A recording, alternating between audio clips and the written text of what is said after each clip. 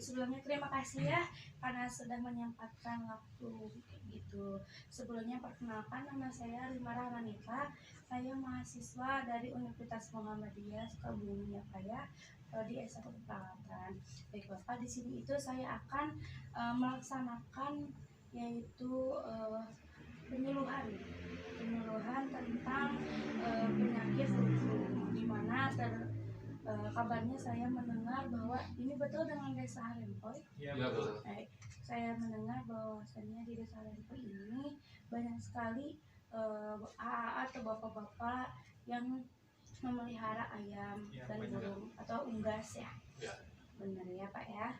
Baik, di sini saya akan sedikit menjelaskan tentang penyuluhan flu burung tersebut, kurang lebih 20-30 menit ya Pak ya. Untuk tempatnya di sini saja ya Pak ya, di rumah Bapak RW, betul? Betul.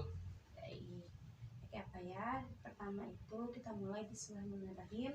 Pertama, tujuan saya itu untuk memberikan penyuluhan ini yaitu supaya bapak-bapak atau warga dari Desa Harempoy ini bisa jauh lebih memahami lagi tentang itu flu burung atau avian influenza, atau bisa dibilang flu H5N1 gitu ya. Nah, di sini ada tujuan khususnya. Pertama itu bapak-bapak atau AA di sini bisa lebih mengerti lagi tentang itu flu burung kayak gitu. Lalu ada beberapa juga gejala dan penyebab yang bisa saya berikan di sini. Kita belajar bareng ya Pak ya. Sebelumnya ini bisa dibaca dulu pamfletnya. Nah, sambil dibaca ya Pak ya pamfletnya. Nah, di sini kita mulai masuk ke materi ya Pak ya. Nah, di sini. Baik, yang pertama itu mengenai flu burung. Nah, sebelumnya di sini apakah Bapak RW, apakah di sini sudah ada warga Bapak yang terkena flu burung? Ada banyak. Ada banyak ya. Apakah udah tahu pencegahan nih? Belum. Tahu. Nah, kebetulannya di sini saya akan sedikit menjelaskan mengenai flu burung. Nah, yang sudah kita ketahui, flu burung itu kan suatu penyakit menular ya, yang disebabkan oleh virus influenza strain tipe A atau H5N1, di mana yang dikeluarkan oleh unggas. Unggas tersebut itu seperti burung, seperti ayam, kayak gitu. Nah, tetapi karena H5N1 ini mudah bercampur dengan virus yang biasanya menyerang pada manusia, maka terjadilah penularan dari unggas ke manusia kayak gitu. Sedangkan penularan manusia ke manusia itu sampai saat ini belum pernah ditemukan. Jadi virus ini itu hanya dikeluarkan oleh unggas yang kepada manusia gitu. Pas ini paham belum Pak? Paham. Nah, di sini ya Pak ada beberapa sumber nih Pak yang penularan dari flu burung ini. Pertama itu flu burung kan bisa menular pada manusia dengan mudah, terutama bagi bapak-bapak atau AA yang mempunyai peliharaan seperti burung, ayam kayak gitu, bebek dan lain-lain. Nah, biasanya manusia atau kita yang sering berhubungan langsung dengan ayam biasanya lebih mudah terinfeksi oleh flu burung gitu. Lalu selain itu juga sumber lainnya bisa dari udara yang tercemar dari virus H5N1 ini. Biasanya keluar dari kotoran atau unggas yang kemudian mengering dan hancur menjadi semacam bubuk, lalu terhirup oleh kita, biasanya dibawa oleh angin ya Pak ya. Lalu di sini apakah ada pabrik ayam atau bebek? Ada ya di depan. Nah, biasanya juga bisa dari pasar atau tempat pabrik seperti yang di depan itu, kayak gitu sumber dari penyakit ini. Lalu bisa juga melalui tikus atau lalat yang dicemari oleh kotoran ayam yang mengandung virus H5N1 ini, atau melalui peliharaan yang Bapak dan AA punya kayak gitu. Nah, lalu di sini itu ada gejala klinis pada unggas atau pada hewan bapak-bapak tersebut. Pertama itu peliharaan bapak atau ayam atau burungnya itu dijengger. Kalau misalnya ayam itu jengger atau piaranya itu kulit perutnya itu tidak ditemui bulu warna kayak biasanya bir keunguan gitu. Lalu adanya pembengkakan di daerah bagian muka dan kepala si hewan tersebut. Lalu biasanya pendarahan di bawah kulit, dan kadang-kadang pun biasanya ada cairan dari mata atau hidung dari si hewan tersebut. Nah, lalu kadang unggas juga biasanya diare kayak gitu. biasanya putus kayak gitu.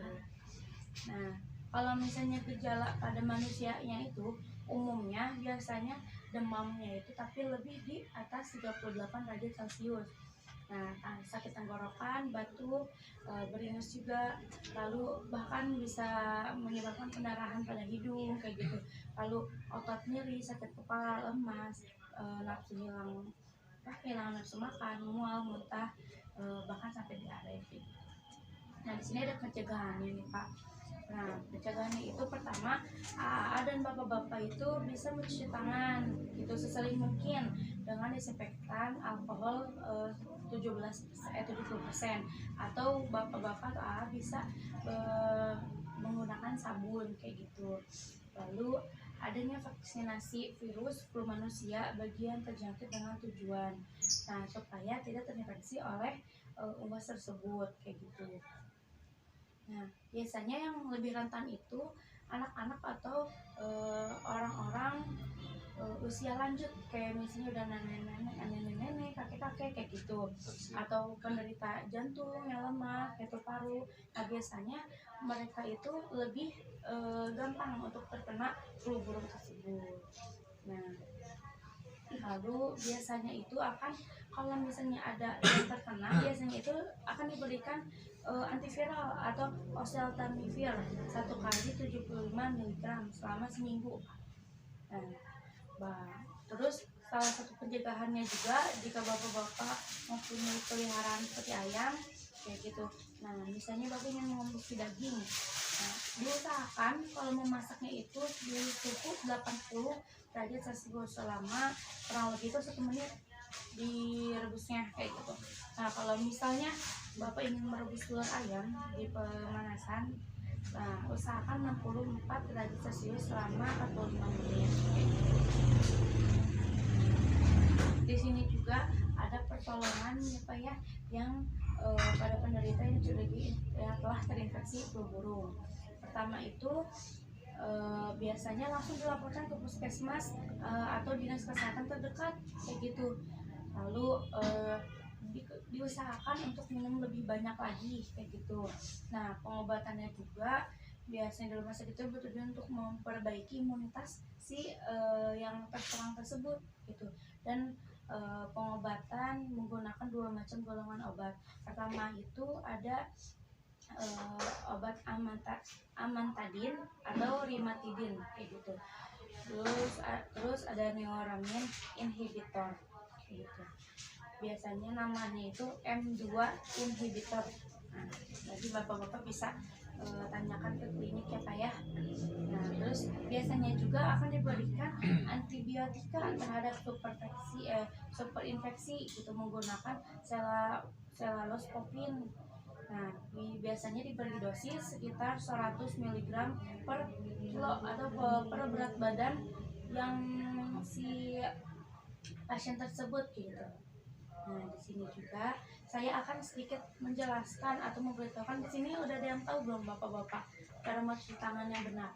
Belum sih. Nah, biasanya bapak-bapak mencuci tangannya seperti apa? Asal kocok ya. Kocok. Nah, baik, di sini saya akan sedikit menjelaskan ya Pak ya. Nah, pertama itu ada 6 langkah untuk mencuci tangan yang baik dan benar menurut WHO. Nah, bapak-bapak semuanya bisa mengikuti saya. Nah, yang pertama itu mencuci tangan. Ini misalnya air ya, pakai sabun. Nah, dihitung 1, terus masukin ke sela-sela jari Pak. 2, bawa lagi 3. Nah, terus masuk ke sini 4. Nah, terus ke sini isi jempolnya di sini yang putar. 5. Nah, ke sini 6. Udah beres ya Pak ya.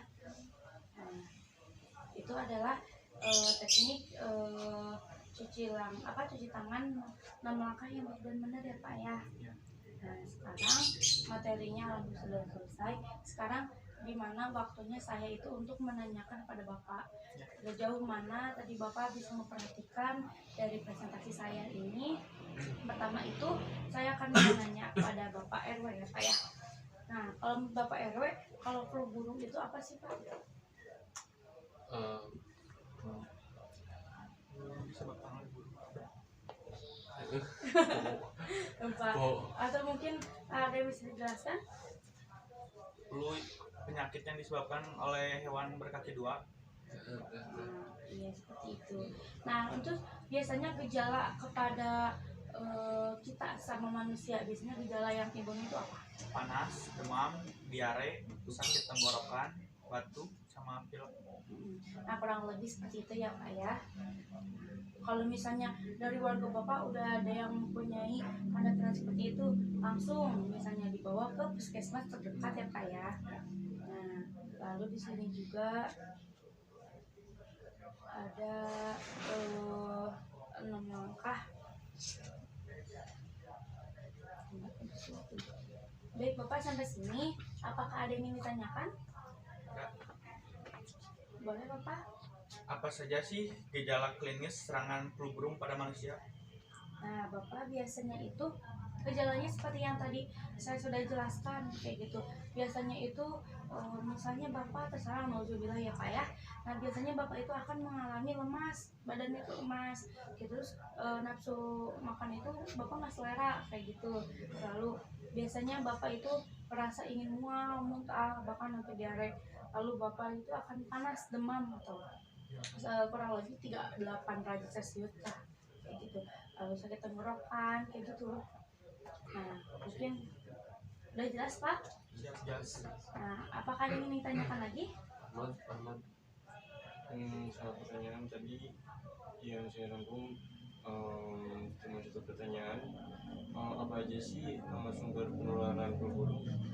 Nah sumber flu burung itu pertama ini ada beberapa ya. Kan ada 4 sumber dari penularan flu burung yang saya ketahui. Nah pertama itu manusia atau orang yang memelihara unggas tersebut kayak gitu. Nah memelihara yang biasanya bersentuhan langsung dengan ayam atau unggas yang telah terinfeksi flu burung atau H5N1 ini. Nah lalu biasanya dari tadi misalnya ada pabrik kan di sini. Nah biasanya melalui udara ataupun kandang-kandang yang kotor yang sudah jarang dibersihkan, udah kotor, lalu terbawa oleh angin gitu, lalu terhirup oleh kita. Nah lalu di sini ada seperti pabrik yang terdekat sini kayak gitu, melalui limbahnya gitu yang bisa tercemar. Lalu di sini juga ada bahan dan alat yang sudah terkontaminasi oleh virus seperti yang misalnya digunakan pisau-pisau yang telah digunakan kayak gitu tapi tidak dicuci bersih. Nah, untuk itu Bapak, apakah sudah jelas? Nah, sampai sini apakah ada yang ingin ditanyakan lagi atau belum dimengerti? Alhamdulillah Bapak, jika sudah cukup, maka saya akan cukupkan ya Pak ya presentasi ini. Mudah-mudahan dari penjelasan tersebut Bapak bisa merangkum, bisa dipelajari lagi dan bisa diterapkan pada sehari-harinya ya Bapak ya. Sehari-hari. Untuk Bapak Edward, terima kasih ya Bapak karena sudah meluangkan. Saya harapkan untuk semoga warga-warga yang di sini itu tidak terinfeksi oleh flu burung. Semoga sehat selalu ya Pak ya. Baik, mungkin saya cukupkan. Wabillahi taufiq wal hidayah. Assalamualaikum warahmatullahi wabarakatuh Bapak. Waalaikumsalam.